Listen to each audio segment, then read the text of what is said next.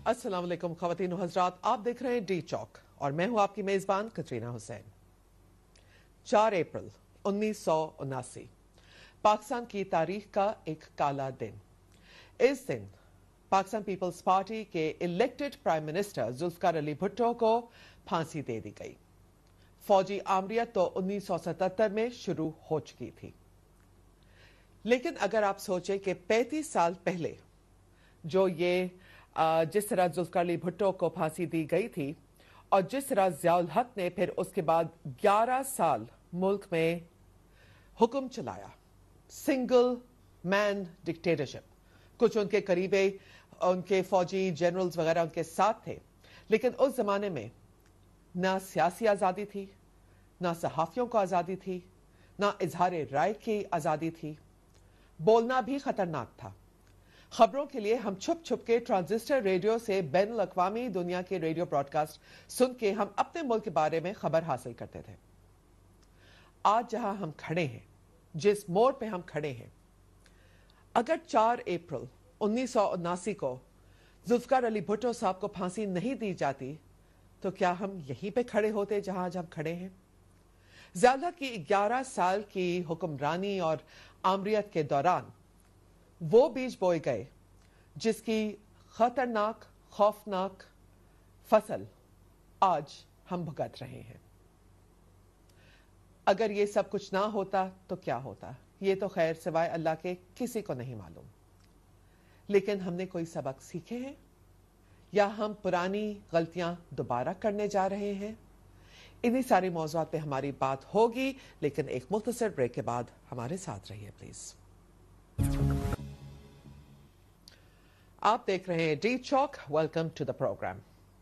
जैसे कि मैंने इंट्रो में तस्करा किया था कि आज हम बात करेंगे कि आज जहां हम खड़े हैं हम यहां पे कैसे पहुंचे। मेरे ख्याल में बहुत अहम होता है कि हम तारीख के वो पहलू जरूर देखें, नजर में रखें, तारीख से सीखें। जैसे कि मैंने पहले भी कहा है कि 4 अप्रैल पाकिस्तान की तारीख में एक स्याह दिन हमेशा माना गया है। आज पाकिस्तान पीपल्स की क़यादत ज्यादातर लाड़काना घड़ी खुदा बख्श में मौजूद है, जहां पे जुल्फ़िकार अली भुट्टो के लिए कुल सेरेमनीज वगैरह की जाती हैं। लेकिन उससे ज्यादा जरूरी ये बात आ जाती है कि पाकिस्तान पीपल्स पार्टी की CEC की लीडरशिप और क़यादत की मुलाकात में अहम फैसले भी पार्टी के हवाले से किए जाते हैं। पाकिस्तान की सबसे बड़ी अपोजिशन की जमात। आइए आपका मेहमानों से तारुफ कराती हूँ। मुझे ज्वाइन कर रहे हैं फोन पे ताज हैदर साहब। आप जनरल सेक्रेटरी हैं पाकिस्तान पीपल्स पार्टी के। आप लड़काना से हमें टेलीफोन के जरिए ज्वाइन कर रहे हैं। लाहौर से मुझे ज्वाइन कर रहे हैं सेनेटर कामिल अली आगा साहब पाकिस्तान मुस्लिम लीग काफ से, और पेशावर से मुझे कुछ देर में ज्वाइन करेंगे सेनेटर हाजी अदील साहब अवामी नेशनल पार्टी से। ताज साहब, लेकिन पहला सवाल आप ही से है कि पाकिस्तान पीपल्स पार्टी कि जाहिर बात है ये दिन आप लोगों के लिए एक बहुत अहम काला दिन आप इसको करार दे चुके हैं, ये होता है। लेकिन मैं ये पूछना चाहूंगी कि एक सिंपल फैक्ट के 5 साल पाकिस्तान पीपल्स पार्टी की हुकूमत में, उस जमाने में सदर जरदारी साहब भी उन्होंने एक रेफरेंस भेजा था कि जो मर्डर का वर्डिक्ट है उसको आवाज कट रही है बार बार। तो जी मेरी आवाज कट रही है। अच्छा, मुझे बताएंगे कि आपने ये वर्डिक्ट अभी तक ओवरटर्न क्यों नहीं कराया? ताज साहब, आपको मेरा सवाल सुनाई दिया है? अच्छा, मेरे ख्याल से लाइन ड्रॉप हो गई है, लेकिन फिर मैं स्ट्रेट डायरेक्टली सब्जेक्ट पे चली जाती हूँ। और सेनेटर कामिल अली आगा साहब, आज जहां पे हम खड़े हैं कि दहशतगर्दी और इंतहा पसंदी अरूज पे है, मेरे ख्याल से मैं गलत नहीं हूं अगर मैं ये बात कहूं कि इंतहा पसंदी के बीज जो थे वो ज़ियाउल हक के जमाने में ही बोए गए थे, आज उसको हम भुगत रहे हैं। मौजूदा सूरत हाल, आप मुतमईन हैं मुज़ाकरात जिस तरह किए जा रहे हैं? देखें कतरीना, बावजूद भुट्टो साहब और पीपल पार्टी के साथ सियासी इख्तलाफात के, पॉलिसीज़ के ऊपर इख्तलाफात के, एक बात तो रोज़ रोशन की तरह अय्या है कि 79 के अंदर जो कू हुआ और उसके बाद जो जुडिशल मर्डर, जिसको अब बिलाशुबा जुडिशल मर्डर ही कहा जाएगा, क्योंकि उन जजेस ने इस बात की निशानदेही कर दी कि ये जो भुट्टो साहब को सजा दी गई ये मैनुपुलेटेड थी, ये इंसाफ नहीं था یہ بنایا گیا انصاف تھا. تو میں سمجھتا ہوں کہ باوجود اختلافات کے میں سمجھتا ہوں کہ اگر 79 کا سانحہ نہ ہوتا اور جمہوریت کا تسلسل جاری رہتا تو ہر صورت میں پاکستان آج بہتر صورتحال میں ہوتا اور ترقی کے زینے طے کر چکا ہوتا، اور آج مقابلتاً دنیا کی ان قوموں میں شامل ہوتا، ان ملکوں میں شامل ہوتا جو یقینی طور پر ترقی یافتہ ملک ہوتے ہیں.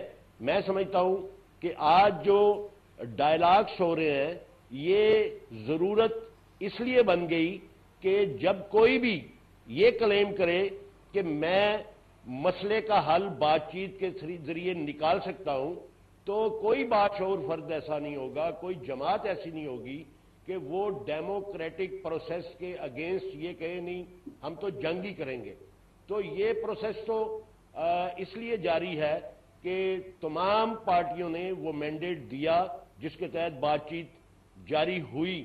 لیکن میں یقینی طور پہ یہ شبہ ظاہر کرتا ہوں کہ یہ جو طریقہ کار طے کیا گیا ہے بات چیت کا اس پر ہمارے تحفظات ہیں، اور ہم شبہ کرتے ہیں کہ اس طریقہ کار کی بات چیت سے مسئلے کا حل نہیں نکلے گا. میں سمجھتا ہوں کہ اگر حل نہ نکلا تو بات چیت کے ناکام ہونے پر صورتحال اور سنگین ہو جائے گی، جو کہ پاکستان کے لیے قطعی طور پر پاکستان اس کا متحمل بھی نہیں ہو سکتا، اور پاکستان کو گم گو کی صورتحال میں رکھ کر دنیا کے اندر اور ملک کے اندر امن قائم نہیں کیا جا سکتا.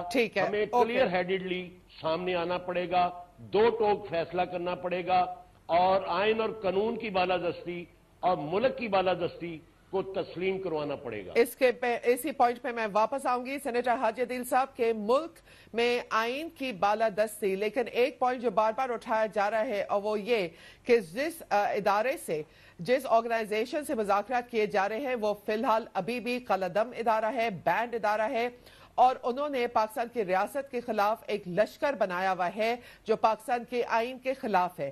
ان مذاکرات کو کیا آپ سمجھتے ہیں کہ پارلیمانی کور دینا چاہیے اس وقت؟ ابھی تو اے پی سی پارلیمنٹ کی تو ریزولوشن نہیں ہے.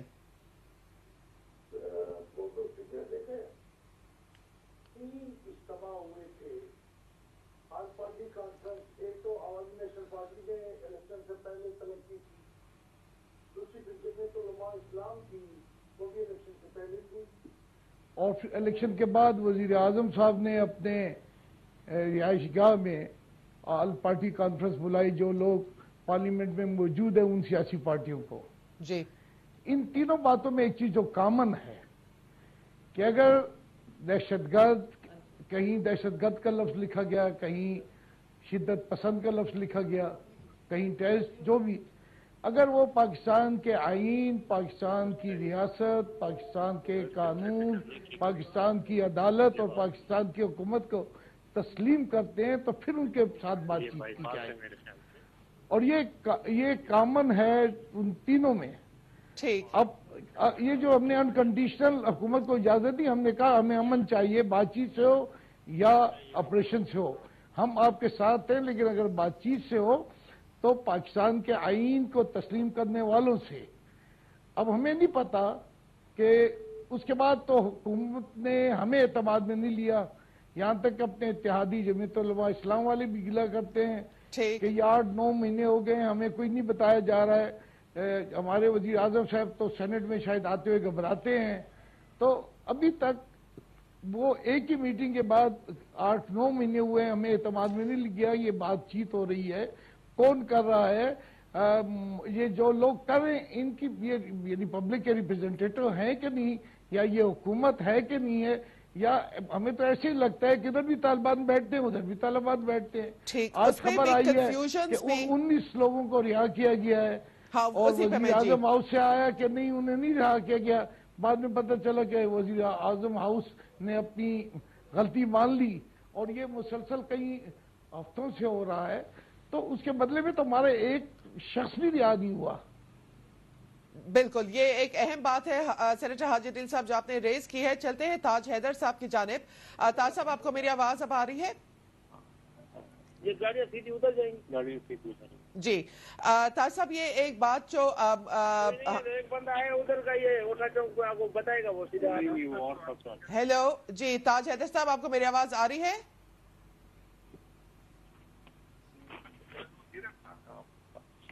जी, मेरे ख्याल से ताज हैदर साहब की आवाज हमें नहीं मौसूल हो रही।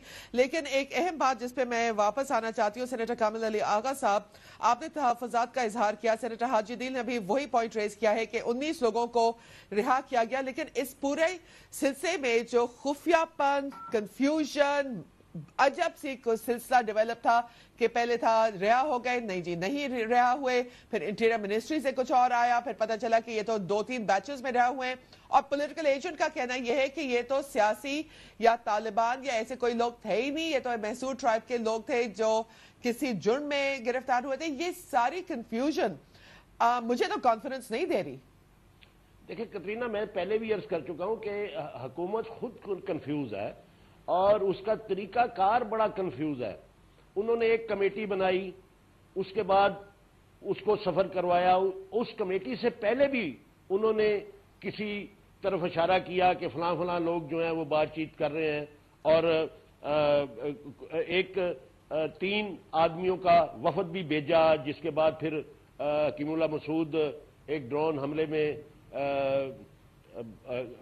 अल्लाह को प्यारे हुए, और उसको वजह बना के ये कहा गया कि ये 3 लोग जा रहे थे, लेकिन उन 3 लोगों का भी नाम नहीं बताया। अब जो कमेटी इन्होंने बनाई है वो आप देखें कि वो पता नहीं उसका जवाब किसी को एतमाद में लिए कि उन लोगों को जो ब्यूरोक्रेट्स हैं उनको नुमाइंदगी उस कमेटी में क्यों दी गई, उसकी वजह क्या है। जब अगर ब्यूरोक्रेट्स की कमेटी बनानी थी तो कतरीना बड़े मशहूर किस्म के ब्यूरोक्रेट्स, सीनियर किस्म के ब्यूरोक्रेट्स इनके पास मौजूद थे।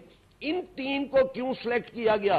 किसी सियासी जमात को एतमाद में नहीं लिया गया, और यह भी वादा था इनका कि डे टू डे तमाम सियासी पार्टी के पार्लिमानी लीडर्स को, उनके सरबराहान को डेली बेसिस पे प्रोग्रेस बताई जाएगी, उनको बताया जाएगा कि क्या हो रहा है और बातचीत किधर जा रही है। लेकिन आज तक आप देखें कि एक मर्तबा भी किसी शख्सियत ने, किसी हुकूमती मोतबर ने ये जुर्रत नहीं की कि किसी सियासी पार्टी के साथ इस मामले में कोई गुफ्तगू करे, उसको एतमाद में ले चले।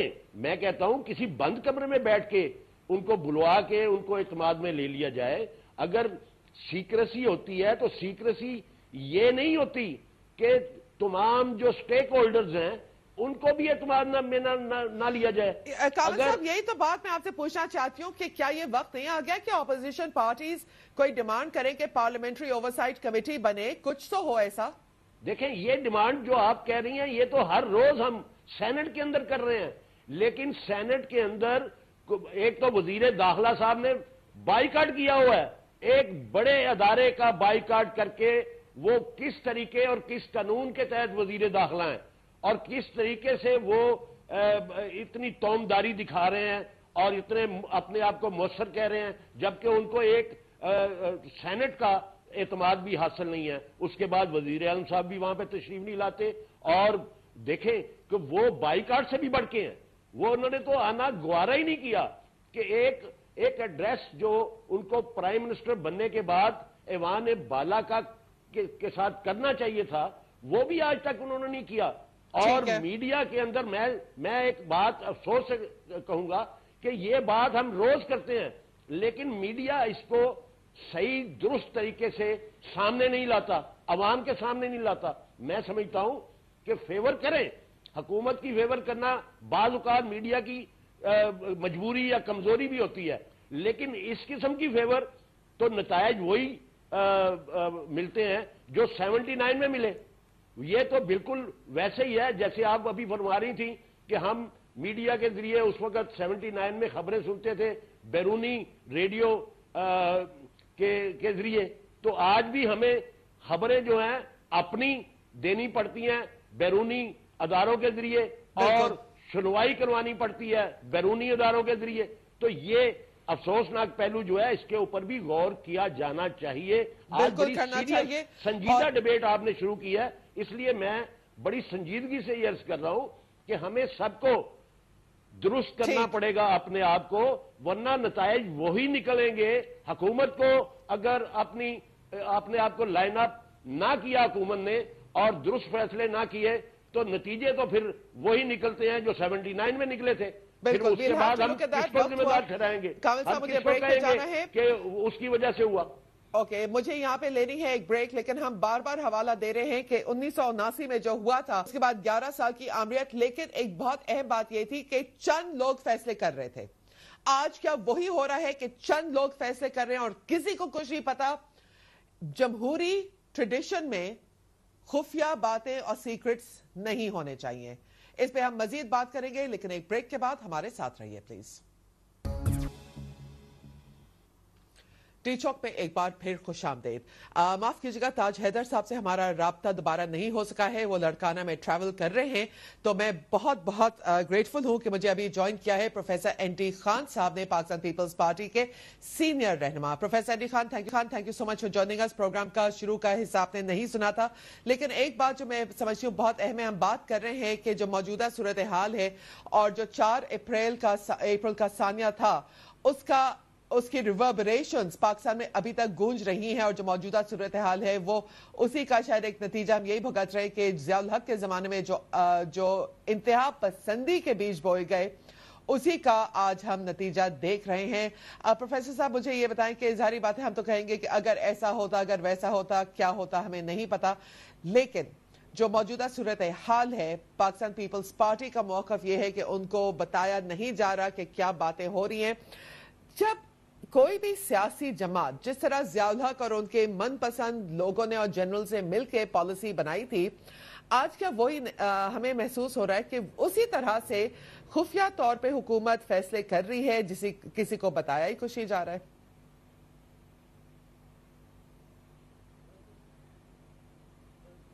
انڈی خان صاحب آپ میرے ساتھ موجود ہیں؟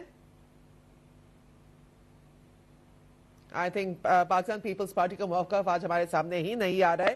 یہی سوال میں آگے اسٹریٹ سینیٹر حاجی دل آپ کے پاس لے کے آنا چاہتی ہوں کہ کیا اب وقت نہیں آ گیا کہ اپوزیشن پارٹیز اور دباؤ ڈالیں؟ اور ابھی خبروں پہ ٹکٹ چل رہے ہیں کہ ٹی ٹی پی بھی کہہ رہی ہے کہ حکومت کی خاموشی کنفیوژن کریٹ کر رہی ہے عوام میں. تو یہ کنفیوژن کب تک چلے گی سر, یہ کس طرح ہوگا؟ دیکھیں, ہمارے ہاں بدقسمتی ہے کہ یہ جو آپ نے کہا کہ کچھ لوگ فیصلہ کرتے ہیں اور عوام کو یا دوسری پارٹیوں کو پتہ نہیں چلتا ہے پوزیشن. یہ معاملہ پچھلے ادوار میں بھی تھا, ضیاء الحق سے پہلے بھی جو منتخب لوگ آئے تھے ان کے ادوار میں بھی یہی تھا, بلکہ اپنی پارٹیوں کے سے بھی مشورہ نہیں کیا جاتا تھا. یہ تو شکر ہے کہ گزشتہ 5 سال سے اب ہماری روایات میں تبدیلی آئی. ہمارے ملک میں کوئی سیاسی قیدی نہیں ہے. کنفلکٹ کی سیاست جو تھی, جو ہوا کرتی تھی, ہماری پارٹی کو بین کر دیا گیا تھا, ہمارے لیڈروں کو حیدرآباد میں قید کر دیا گیا تھا, وہ اب نہیں رہا. میں اپریشیٹ کرتا ہوں جناب زرداری صاحب کو کہ انہوں نے باوجود کہ وہ ان کے پاس شخصیت نہیں تھی, لیکن جس طریقے سے انہوں نے حکومت کی, میں مانتا ہوں بہت ساری کوتاہیاں ہیں, بہت ساری غلطیاں بھی ہوئی ہوں گی, لیکن یہ ہے کہ اپوزیشن کو پھلنے پھولنے کا موقع ملا, اتحادیوں کو اعتماد میں لیا گیا اور پارلیمانی نظام چلتا رہا. تو یہ کریڈٹ تو جناب زرداری صاحب کو جاتا ہے, اور اس کے روایت میں موجودہ حکومت بھی بڑی حد تک اس پہ پارلیمنٹ کے اندر عمل کرنے کی کوشش تو کرتی ہے, ورنہ کرتی نہیں ہے. جیسے کہ سینٹ کو انہوں نے بالکل اگنور کیا, کیونکہ سینٹ میں ان کی اکثریت نہیں ہے. بالکل اس کا مطلب یہ نہیں ہے کہ 2015 تک وہ سینٹ میں تشریف ہی نہیں لائیں گے جب دوبارہ سینٹ کے الیکشن ہوں گے. تو لیکن یہ ہے کہ کوئی سیاسی قیدی نہیں ہے اس ملک میں. جہاں تک ان طالبان سے بات کی, انہوں نے کہا کہ ہمیں پتہ نہیں, لیکن ابھی شاید یہ بھی ٹی وی پہ آ رہا تھا کہ انہوں نے 10 دن کے یا کچھ دنوں کے لیے ایکسٹینڈ کر دیا ہے. تو اس کو آپ کس نظر سے دیکھ رہے ہیں حاجی صاحب؟ میں یہ ٹی ڈی دیکھ پی رہا ہوں کہہ رہی ہے کہ کہ انہوں نے ایکسٹینشن حکومت کو شاید اپنے آپ پہ اعتماد نہیں. میں نے آپ سے عرض کی کہ حکومت کی ٹیم میں حکومت نہیں ہے اور طالبان کی ٹیم میں طالبان نہیں ہے. طالبان جنہوں نے بات کرنا ہے وہ تو مولانا سمیع الحق نہیں ہے, وہ تو مولانا یوسف صاحب نہیں ہے. اور حکومت میں اب میں کیسے کہہ سکتا ہوں کہ جو حکومت کی ٹیم ہے اس کو میں حکومت کا نام دوں؟ اس میں تو حکومت ہے ہی نہیں, نظر ہی نہیں آتی. وہ دونوں ٹیمیں آ کر وہ انٹیریئر منسٹر کو رپورٹ کرتی ہیں اور پھر ممکن ہے ان کی کمیونیکیشن طالبان کے ساتھ ہو تو ان کو بھی رپورٹ کرتے ہیں. وہ فیصلے نہیں کر سکتے, فیصلے نہیں کر سکتے ڈیفینیٹلی. لیکن یہی تو بات آ گئی ہے کہ اب این ڈی خان صاحب آپ کو میری آواز اب آ رہی ہے؟ جی واضح آ رہی. اچھا این ڈی صاحب یہ مجھے بتائیں کہ جو موجودہ صورتحال ہے پیپلز پارٹی نے تو کہہ دیا ہے کہ وہ بالکل مطمئن نہیں ہے جو فیصلے کیے جا رہے ہیں یا جو کچھ بھی ہو رہا ہے, وہ کہہ رہے ہیں کہ یہ سیکریسی نہیں ہونی چاہیے, اور سیکریسی کے علاوہ ہمیں تو کچھ عجب سی کنفیوژن نظر آ رہی ہے. آپ کی پارٹی سب سے بڑی سیاسی جماعت ہے اپوزیشن کی فی الحال, آپ لوگ پریشر ڈالیں گے آپ کہ کوئی پارلیمنٹری اوورسائٹ ہونا چاہیے اس پورے پروسیس کا؟ دیکھیں سب سے بڑی بات یہ ہے کہ آپ کسی کے ساتھ نیگوشیٹ اگر کر رہے ہیں تو پہلے تو ایجنڈا ہونا چاہیے. کیا آپ کا ایجنڈا کیا ہے, کس بنیاد کے اوپر آپ ان سے نیگوشیٹ کریں گے, امن کی بحالی یا پھر جو ٹیررزم ہے اس کا خاتمہ. تو میں یہ سمجھتا ہوں کہ اسٹیٹ آف کنفیوژن ہے. اس میں ایک پولیٹیکل سائنس کے طالب علم کی حیثیت سے اگر مجھ سے آپ سوال کریں تو میں totally confuse about that subject. یہی وجہ ہے کہ کسی پارٹی کی طرف سے اسے کلیئرلی اور کیٹیگوریکلی, چاہے لیڈر آف دا اپوزیشن ہو یا ہمارا لیڈر ہو, انہوں نے واضح طور پر اپنا مائنڈ دے دیا ہے کہ کوئی ٹاکس نہیں ہو سکتے ہیں. اس کی وجہ یہ ہے کہ پریویلنگ آل اوور اٹ, اور گورنمنٹ کی طرف کوئی واضح طور پر ایکشن نظر نہیں آتی ہے. تو اتنے کریٹیکل معاملات کے اوپر نیگوشیٹ کرنا جو ہے اس میں ایک تو سب سے پہلی بات یہ ہے کہ آپ کو سب کو اپنے کانفیڈنس میں لینا چاہیے. پھر جو پروگریس ہو رہا ہے اس سے بھی باخبر رکھنا چاہیے. وی ڈونٹ نو کہ آپ کہاں تک پہنچے ہیں اور کیا کنڈیشنز ہیں اور دوسری جانب کی کیا شرائط ہیں اور آپ کا اسٹینڈ کلیئرلی اینڈ کیٹیگوریکلی کیا ہے. تو ابھی اپوزیشن کے پاس این ڈی صاحب کیا آپشنز ہیں؟ کیا اپوزیشن پارٹیز مل کے کوئی ریزولوشن لا سکتے ہیں کہ حکومت کوئی کمیٹی بنائے, کچھ کرے؟ بیکاز اس طرح تو سلسلہ آگے بڑھتا جا رہا ہے. اب یہ جو 19 لوگ رہا کیے گئے ہیں, کون ہیں, کیوں رہا کیے گئے؟ یہ ہمیں تو پہلے کہا گیا تھا کہ نان کمبیٹنٹس, عورتیں, بچے اور ضعیف لوگ. اب یہی واضح نہیں ہو رہا کہ 19 لوگ جو رہا ہوئے ہیں یہ کون ہوئے ہیں. تو میں نے ابتدا میں یہ بات عرض کی کہ اسٹیٹ آف کنفیوژن ہے, کو سمجھ میں ہی نہیں آ رہا. گورنمنٹ یونیلیٹرلی جو ہے اپنے بالکل انداز سے کام کر رہی ہے, جبکہ یہ بڑا کریٹیکل ایشو ہے. نیشنل سیکورٹی اور نیشنل سلامتی انوالوڈ ہے, اور پارلیمنٹ آپ کے پاس رکھی ہوئی ہے. آپ پارلیمنٹ کے اندر لائیں یہ چیز اور اس کے اوپر پارلیمنٹ سے مینڈیٹ لیں اور انہیں باخبر رکھیں پارلیمنٹ کو یا نیشنل اسمبلی کو بالکل طور پر کہ یہ ڈیولپمنٹ ہوا ہے اور یہ کنفلکٹس ہیں اور یہ کنفیوژن ہے. تو اس میں پارلیمنٹ کا ایک کنسنسس بنے گا, پھر آپ آگے بڑھ سکیں گے. ٹھیک.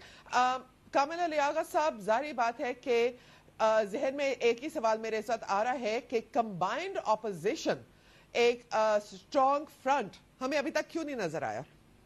دیکھیں اس میں تو کوئی شبے والی بات ہے ہی نہیں. پیپل پارٹی تو اپوزیشن کر ہی نہیں رہی. یہ تو بات میرے خیال میں ہر کسی کو پتا ہونی چاہیے. اور یہ جو بڑی اپوزیشن کی جماعت ہے, اگر وہ اپوزیشن نہیں کر رہی تو ہم چھوٹی جماعتیں, اے این پی ہو گئی, بی این پی عوامی ہو گئی, دوسری جو نیشنل اسمبلی میں جماعتیں ہیں وہ بھی, اب عمران خان صاحب نے بھی میرے خیال میں یہ جو اپوزیشن کی ٹیگ تھی وہ نیام میں ڈال لی ہے. تو اس کے بعد تو ہم سوچ رہے ہیں, بہرحال ہم چھوٹی جماعتیں سوچ رہے ہیں کہ ایک کمبائن ہم ایک ایسا پلیٹ فارم بنائیں کہ جس کے ذریعے ہم بھرپور قسم کی اپوزیشن کریں. یہ آپ لوگ سینٹ سے سٹارٹ ہم دیکھیں گے اسی کہ وہاں پہ پیپلز پارٹی کے سینیٹر نیئر علی بخاری صاحب وہ چیئرمین سینٹ ہے اس وقت. اس کی شروعات ہم کیا سینٹ سے دیکھیں گے کچھ دنوں میں؟ دیکھیں یہ فی الوقت تو یہی ہے. میں سمجھتا ہوں کہ نیر بہاری صاحب تو ظاہر ہے پیپل پارٹی کی جو مرکزی قیادت ہے اس کی پالیسیوں کے تحت ہی چلیں گے. اگر پیپلز پارٹی بحیثیت ایک جماعت کے اور بڑی جماعت ہونے کے اگر وہ بھرپور اپوزیشن نہیں کرتی اور اپنے دل سے اپوزیشن نہیں کرنا چاہتی، باوجود جو بھی وجوہات ہوں گی، یہ بھی اس کے اوپر بھی ڈیبیٹ ہوتی رہتی ہے، لوگوں کو پتہ چلتا رہتا ہے کیوں اپوزیشن نہیں کر رہی. تو بہرحال میں سمجھتا ہوں جب تک وہ نہیں کریں گے نیر بہاری صاحب کی کوئی حیثیت نہیں ہے. میں سمجھتا ہوں کہ ہمارے راستے میں سینٹ کے اندر بعض اوقات نیر بہاری صاحب ہی رکاوٹ بنتے ہیں. جو ہم چھوٹی جماعتیں ہیں ہمیں وہ زیادہ بولنے کا موقع بھی نہیں دیتے اور کسی نہ کسی بہانے وہ، بلکہ اس کے اوپر تو میں نے احتجاج بھی کیا اور واک آؤٹ بھی کیا، اس کے اوپر پیپل پارٹی نے بھی میرے ساتھ واک آؤٹ کیا. لیکن میں سمجھتا ہوں ہمیں اعتماد میں رکھنے کے لیے جو ریئل واک آؤٹ وہ ہماری جماعت کا تھا، اے این پی کا تھا، بی این پی عوامی کا تھا، لیکن پیپل پارٹی نے ساتھ دیا، اس کی مہربانی. میں سمجھتا ہوں کہ یہی وہ غلطیاں ہیں جو ہمیشہ ہم دہراتے ہیں، سیاسی لوگ دہراتے ہیں. سیاسی لوگ ہی غلطیاں کرتے ہیں جو غلطیاں باعث بنتی ہیں، بہانہ بنتی ہیں مارشل لاؤں کا، آمریت کا. تو آج بھی ہمیں ہوش کرنی چاہیے. آج کی حکومت بھی جو کچھ کر رہی ہے، اگر اس نے اپنی روش کو ترک نہ کیا، اپنے فیصلوں کو درست نہ کیا اور بر وقت فیصلے نہ کیے تو پھر خمیازہ بھگتنا پڑے گا. ہم آرٹیکل کامل صاحب مجھے ایک چیز بتائیں کہ پھر ظاہری بات ہے آج کل اسلام آباد میں خزر پزر بہت چل رہی ہے کہ جنرل مشرف کا کیا بنے گا؟ میں ادھر ہی آ رہا تھا. دیکھیں یہ ہم آج کل بڑا وویلا مچا رکھا ہے ہم نے کہ آرٹیکل 6 جو ہے وہ اس کے ہوتے ہوئے اور اس کے اوپر امپلیمنٹ ہونے کے بعد اور جنرل پرویز مشرف کو سزا ہونے کے بعد یہ اس کے اوپر پھر کبھی کوئی آمریت مسلط نہیں ہوگی. آپ کو یاد ہونا چاہیے کہ مری ریسٹ ہاؤس کے اندر جنرل ضیاء الحق اور ذوالفقار علی بھٹو شہید کے ڈائلاگ ہوئے تھے.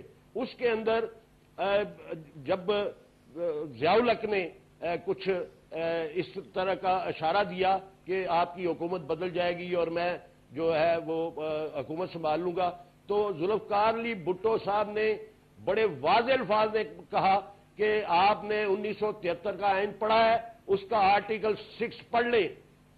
تو جنرل ضیاء الحق نے جا کے اس بات کے شواہد موجود ہیں کہ اس نے اپنے وکلاء کے ساتھ مشورہ کیا، آرٹیکل 6 کو سٹڈی کیا اور فوری بعد اس نے جو ہے وہ مارشل لا نافذ کر دی.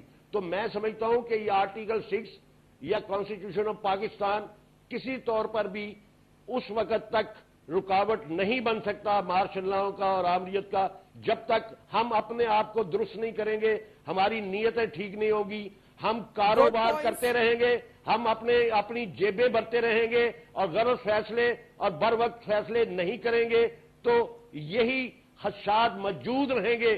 کوئی اس کے راستے میں رکاوٹ نہیں لا سکتا. کیا آپ کو خدشہ ہے کہ ابھی اگر جنرل مشرف کی ٹرائل آگے بڑھے گی تو خدا نہ خواستہ دوبارہ کوئی اس قسم کی بات ہو سکتی ہے؟ دیکھیں میں سمجھتا ہوں کترینہ کہ یہ بر وقت فیصلہ نہیں ہے اور درست فیصلہ نہیں ہے. اس وقت درست فیصلہ یہ تھا کہ لوڈ شیڈنگ ختم کی جاتی، یہ بے روزگاری ختم کی جاتی، مہنگائی ختم کی جاتی، یہ بڑے فیصلے کیے جاتے، عوام کو ڈیلیور کیا جاتا. این ڈی خان صاحب، آپ نے سینیٹر کامل علی آغا کی بات سنی، آپ کی کیا رائے ہے اس کے بارے میں کہ کیا ہم لوگ مزید اپنی ایک سیاسی جو ہماری کشتی بار بار ڈوب جاتی ہے، جمہوریت کی کشتی ڈوب جاتی ہے، کیا اب اس کو دوبارہ جھنجھوڑا جا رہا ہے؟ میرا خیال ہے جمہوریت کو تو کوئی خطرہ نہیں ہونا چاہیے، خاص طور پر اتنی انڈیپینڈنٹ جوڈیشری کی موجودگی میں اور بہت ہی زیادہ اگریسو اور والیٹائل میڈیا کی موجودگی میں. اور جب 5 برس تک جو قربانیاں دی گئیں وہ جمہوریت کے استحکام کے لیے دی گئی تھیں تاکہ ٹریڈیشنز اور کنونشن ڈیموکریٹک بنے، تو میں یہ سمجھتا ہوں کہ اب جمہوریت کی بساط کو لپیٹنے کا ایرا ختم ہو گیا ہے. Now we have entered in other century. اب اس سینچری میں اگر آپ دیکھیں آل اوور دا ورلڈ تو ہے، میں سمجھتا ہوں کہ یہ بالکل کنسنسس ہے کہ جمہوریت کے بغیر اور خاص طور پہ ایسے خطے میں جہاں پاکستان سچویٹڈ ہے نہیں چل سکتا جب تک کہ جمہوری اقدار پریویل نہیں کر جاتی، جمہوری ٹریڈیشن نہیں بن جاتے، جمہوری کنونشنز نہیں بنتے ہیں. لیکن اس کے راستے میں اگر کوئی قوت حائل ہونے کی کوشش کرے گی تو I have the fear and danger to change the geography of the area. لیکن اینڈی صاحب ایک بات اور مجھے بتائیے کہ ابھی میں بات کری تھی کہ کمبائنڈ اپوزیشن کیوں نہیں بڑھ رہی، اپوزیشن بھی شاید اپنے جو ڈیوٹیز ہے اسے فیل ہو رہی ہے، اور سینیٹر کامل علی آقا کا یہ کہنا تھا کہ پاکستان پیپلز پارٹی ہی اس میں سب سے بڑی رکاوٹ ہے. مجھ سے سوال کیا آپ نے؟ کامل علی آپ سے کر رہی ہوں اینڈی خان صاحب. نہیں، میں تو سیدھی بات کہنا چاہتا ہوں کہ پارلیمنٹ میں جو بھی جماعتیں ہیں چھوٹی یا بڑی کی بات نہیں ہے.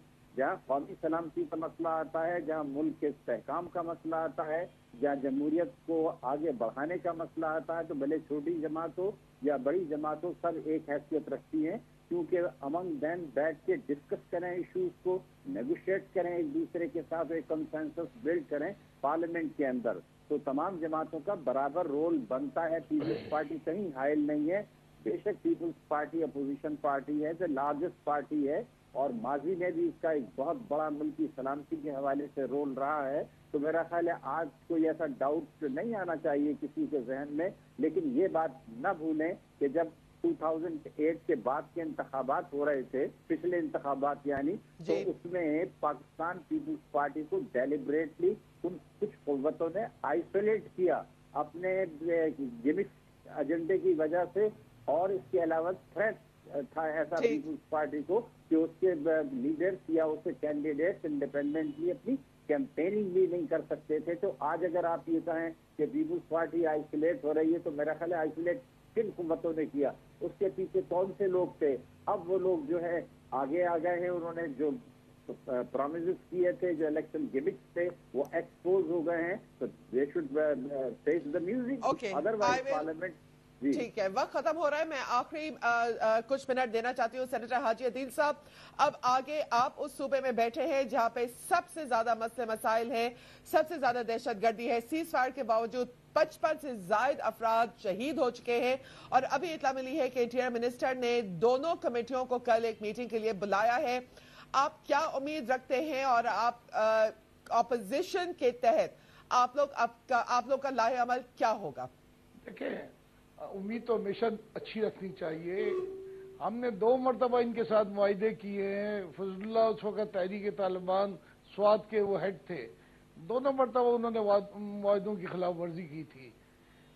لیکن اب بھی ہم کہتے ہیں کہ اگر پاکستان کے آئین اور پاکستان میں جو مروج شریعت ہے اس کے تحت اگر بات چیت ہو سکتی ہے، اور یہ جو لوگ دہشت گردی کر رہے ہیں اپنی دہشت گردی چھوڑ کے نارمل زندگی میں آنا چاہتے ہیں، تو ان سے ضرور بات کر لی جائے.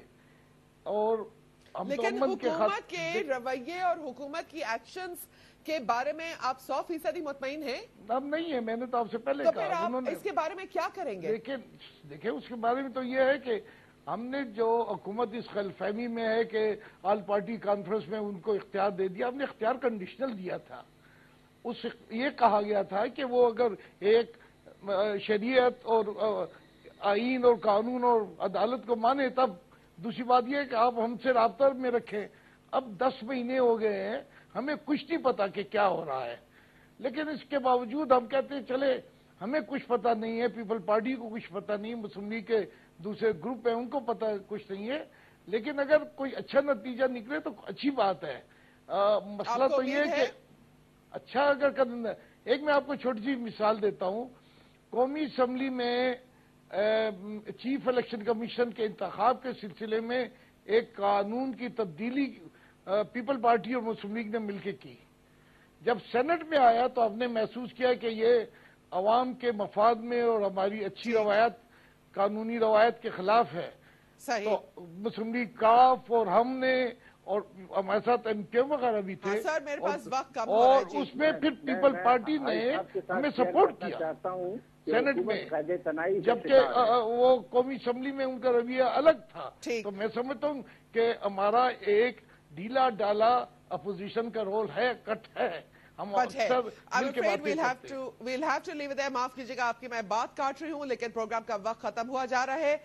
Thank so much. मैं शुक्रिया अदा करना चाहती हूँ अपने सारे मेहमानों का, सेनेटर हाजी अदील साहब, सेनेटर कामिल अली आगा साहब और प्रोफेसर ND खान साहब. आप तीनों का कि आज आपने इस प्रोग्राम में शिरकत की. ख़वातीन हज़रात, पाकिस्तान के लिए नाजुक वक्त रहेगा, आगे भी है, लेकिन सबसे अहम बात कि जो भी फैसले हो, हम आवाम चाहते हैं कि पार्लियामेंट्री ओवरसाइट होनी चाहिए. यही जमहूरियत का तकाजा है. और खुफिया मीटिंग्स, खुफिया फैसले, कंफ्यूजन से सिर्फ ना पाकिस्तान कंफ्यूज हो रहा है, लेकिन पूरी दुनिया कंफ्यूज हो रही है. कल अफगानिस्तान में इलेक्शंस है, इसके बारे में भी हम बात करेंगे कि खित्ते में सूरत हाल क्या है और क्या रहेगी. लेकिन फिलहाल आज के लिए हमें इजाजत दीजिए. खुदा हाफिज.